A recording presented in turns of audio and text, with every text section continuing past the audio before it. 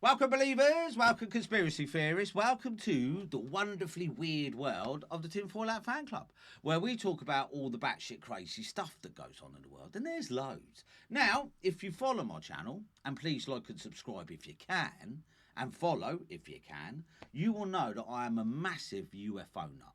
I'm 100% sure that we are being visited by alien crafts. Whether they're interdimensional or capable of transversing a million miles of empty space to get here is a question we need to ask. Okay. Now, because I believe in UFOs, we need to ask why they're here. Why? What's so interesting that they're buzzing our skies? And it's not a recent thing. I think they've been here since antiquity, thousands and thousands and thousands of years. So, with that in mind, we need to discuss some of the uncomfortable aspects of the topic. All right, like cattle mutilation. What's that about? Personally, I think it's both aliens and governments getting involved. But why? But why? Why do that to an animal? What are they looking for? Dumps, deep underground military bases. What do they need them for? Obviously, the government, that goes without saying, but there is a rumour that aliens are involved. And what secret senator stuff are they getting up to? And lastly, the alien abduction side of things. I believe it happens. I genuinely 100% do believe it happens. So to the victims of these harrowing side of the UFO topic, I would like to tell their story. So with that in mind, I found a story on the internet using the website UFO Insight. Check UFO Insight out. They're really good. I say it every week. Really like them. The bloke is fantastic. They do some really good research. So look into it if you can, okay? And this is the story of Kate Walker, right? And it all starts on a lonely British road in the 1970s. And it's not the only incident that happened on that lonely stretch of road. Now, according to Gloria Heather Dixon of the British UFO Research Association, right, now I'll give you a quick rundown of them because they're important. I didn't really know of them, so that's why I'm telling you of them, all right? Check their website out. I've had a quick look. You can put your own sightings on there. And please, if you are watching this and you have got a story to tell me, and I'll tell your story. I'm more than happy to do it, all right? Non-judgmental, you know, I do believe in what is happening, right? So the British UFO Association is a non-cultist and scientifically evaluated organisation, and it formed in 1962. All right. Now, these include societies such as the British Flying Saucer Bureau and the London UFO Research Organisation. All right. The British UFO Research Association Journal was produced from 1962 and under various titles was the mainstay of contact for members until the website took over in 2005. A magazine format may return in the future, they reckon. Now, hundreds of cases have been published in the journal, and special study booklets have been produced in over half a century of ongoing focus on all aspects of the UFO phenomena. All right, so check them out. They're really important. As I say, I didn't even know they existed. All right, so check them out. So back to the story, right? It all started on the A30 around 9:30 on September 1977. Kate Walker, with her two children and her husband, were driving along the A30 on their way from Yeovil to Chard after visiting relatives, right? Now that's a distance of only 16 miles and passes through Puddletown. Right? The only reason I say that, right, because it's only the British that would have a town called Puddletown, right? It's on the map, there it is, right? Now, the journey should take about half an hour. Now, they were still several miles from home when they approached Wind Whistle Hill, a rather isolated part of their journey. Now, as they approached the top of the hill, the Walker family suddenly noticed a large orange light diffused by clouds. Now, as you would, because the area has electrical pylons and a power station, they just assumed, as you would, that this orange light had something to do with the power station. However, as it got closer and closer to the strange glowing object, it became apparent that they were staring at something totally out of the ordinary, or even, dare I say it, out of this world, right? According to Kate's recollection, the object was about 200 to 300 feet in length and was cigar-shaped. It was hovering over the ground at about 1,000 foot, just hovering there, just minding its own business. Now, put yourself in that situation. You're driving along a lonely road and seeing a huge cigar-shaped ship just hovering there, totally static, it will freak you out, right? Now, I've driven that road many times, I have, right? And it can get quite lonely, even in 2025. Now, bearing in mind in 1977 cars, well, there were a lot of them, but nothing like today, all right? So now, it was at this point that Kate noticed the pub on the other side of the road, and it was called the Whistle Hill Inn. But strangely, all the lights in the pub were off. The building was in complete darkness. Now, in Britain in the 1970s, opening times were very strict, and some were only allowed to be open, evening shift, between 6:30 and 10. Right, but it was 9:30. Why is the lights off, right? So Kate immediately checked her watch, and to her shock, it was 10 past 10. It should have only been no later than 9:30. So she turned her attention back to the hovering object, which was now almost directly over the car. So, missing time is very common. It's a common effect of abduction stories, right? But now getting freaked out by the strange events unfolding, Kate has told her husband to get out there, right? He did and sped away from the scene. Now, as soon as they got back home, Kate went inside to check the clocks. All the clocks were now reading 10:50. Once more, it appeared that they had lost another half hour. The trip home from Wind Whistle Inn should have only taken a maximum of 15 minutes. Now, weirdly, she did think about mentioning the missing time to her husband, but according to her, he seemed unconcerned, so she simply put it out of her mind, right? But it didn't end there.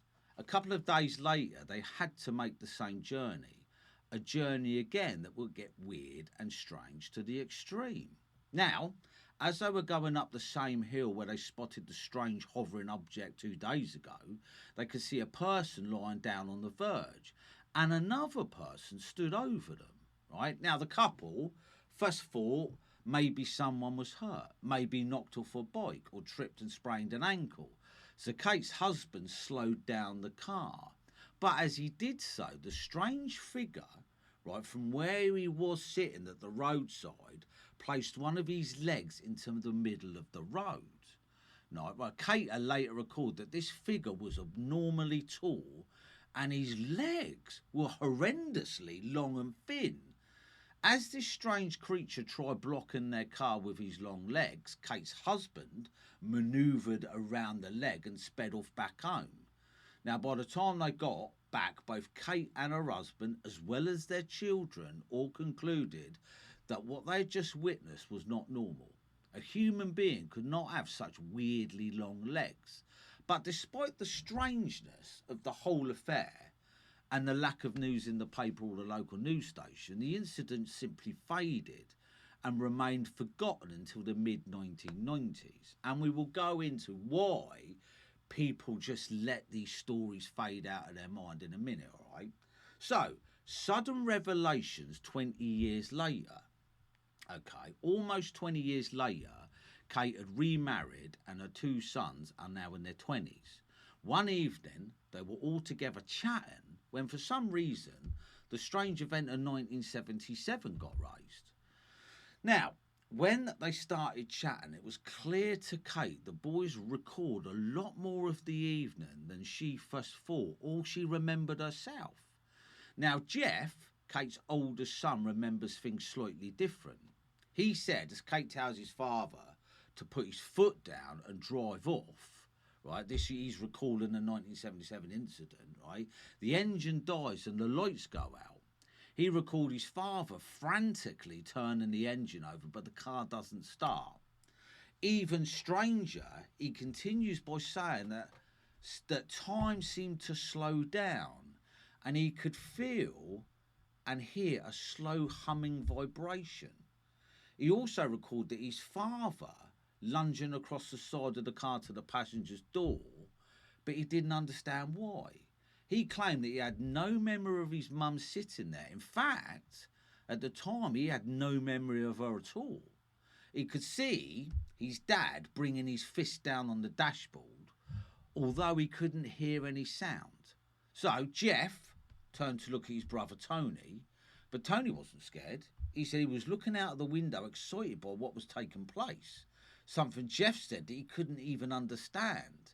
So, as his attention turned back to his dad, he could see him pointing out of the window with utter terror at something outside.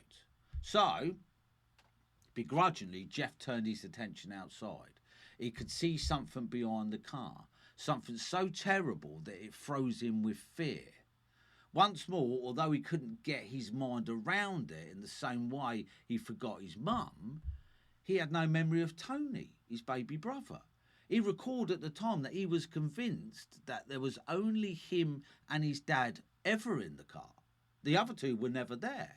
Now, even though he had his hands over his face, because bearing in mind he's scared stiff, he suddenly could see an intense white light through his fingers. Instinctively, he removed his hands from his eyes, immediately noticing that there was a light of both inside and outside the car, almost as if he was inside the light. The next thing he knew, his last memory of the encounter, he could see a dark shape standing outside the car close to the passenger's window. Although he couldn't see it clearly, he recalled that the figure was very tall and bending towards the window looking in. He further recalled that the figure looked human, but that he knew it wasn't. Then his memory seemingly zipped forward, like these situations do, don't they? The victims of alien abductions, right? The next, Jeff realised the car was moving and he could see the headlights of the cyclist heading towards him. In fact, he recalled, he said to no one in particular from the back of the seat, where's he came from? Right now, by the time they had arrived home, all he could recall was seeing the strange orange glow, the cigar-shaped object, and a strange humming sound. Everything else returned to him in fragments as the years went by. So when they got home, all he remembered is what his mum remembered. The weird object, the humming. That's all he could remember. He further recalled that the days following the incident, several of his school friends were eagerly talking about the strange UFO sighting at Windwhistle Hill that had seemingly created a buzz around town, even though the papers and the news people hadn't got involved, right? He also stated to his mother that he recalled there was a total of 5 figures outside their stricken vehicle, and that it was his feeling that all 4 of us were taken, and that when the figure looked at him through the window, he knew it was his turn to go. Scary stuff, right? It was shortly after these remarkable recollections that Kate made the decision to report the encounter to UFO investigators. Now, according to her report, she stated that she found it incredible, thinking about it now, all these years later, that we could have just dismissed it so casually at the time. We just never discussed it, and life went on as usual. Now, indeed, it would certainly appear that way, right? However, the detail of the encounters are not only similar to the incidents at the time, but the slow burn recollection and the dismissing of such bizarre events are details that surface in many other similar cases. All right, so maybe it's your brain's way of controlling it. You know, because if you ever, God forbid, well, alien abductions, mate, they've got to be one of the most scariest situations ever. All right, so maybe it's your brain's way of just, you know, stopping you going mad, basically. Right? So next week, so look, what do you think of Kate Walker's story? Right? The A30, the hill, the cigar-shaped object, the fact that they were obviously abducted by these aliens. They don't say anything about entering the ship, all right? Some do, some don't.